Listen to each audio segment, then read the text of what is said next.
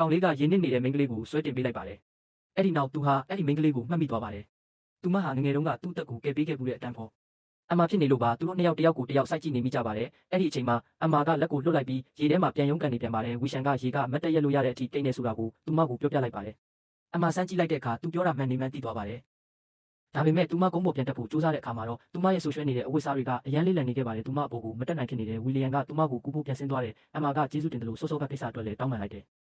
ဝီလီယံကသူမကိုငယ်နာမည်နဲ့ခေါ်လိုက်တဲ့အမကတော့အနေရခက်စွာနဲ့ခဏတာစကားပြောနေမိတယ်သူမဒီနေရာကနေအမြန်ဆုံးထွက်သွားချင်နေတာပါနောက်နေ့မှာတော့အမတခုခုကိုထူးဆန်းနေတယ်လို့ခံစားရတယ်ဘသူကများသူမစီကိုဖုံးဆက်နေတာလဲတငယ်ချင်းတွေကလည်းဘသူစီဖုံးဆက်နေတာလဲဆိုတာသိချင်နေကြတယ်အမကကောင်းပုံပြီးအမြန်ပဲထွက်သွားခဲ့တယ်အဲ့ဒီနောက်ပိုင်းဝီလီယံကအမကိုမြင်တိုင်းသူမကိုဝတ်တုံမလေးလိုပဲခေါ်နေတော့တယ်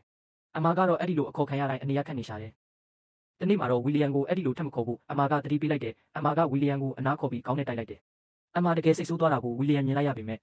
ဒါကပဲသူ့ကိုပို့ပြီးပျော်ရွှင်စေခဲ့ပုံရတယ်။အမကတော့နေတိုင်းသူမတို့မိသားစုပိုင်ကြက်ကြော်ဆိုင်မှာအစားအသောက်တွေကူပို့ပေးနေရပါတယ်။သူမအကြိုက်ဆုံးအချိန်ကတော့ညပြည့်အတင်းကစီနီယာအကိုကြီးကိုတွေ့ရတဲ့အချိန်မှာပဲဆိုင်ဝတ်မှာထိုင်နေတတ်တဲ့သူ့ကိုမြင်တိုင်းသူမအရန်စိတ်လှုပ်ရှားရတယ်။ဒါပေမဲ့ဆိုင်မှာလုပ်နေတဲ့ဦးလေးဖြစ်သူကတော့အဲ့ဒီလူကိုတိတ်မကြည့်ဘူး။ဘာလို့လဲဆိုတော့သူတို့ကပြောင်းမှုပေါက်ပေါက်တစ်မျိုးပဲမစားကြလို့ပါ။နောက်ဆုံးမှာတော့ဦးလေးကအမစကားကိုနားထောင်ပြီးစီနီယာအကိုကြီးအတွက်ပြောင်းမှုပေါက်ပေါက်အိတ်ကြီးတအိတ်ယူလာပေးခဲ့တယ်။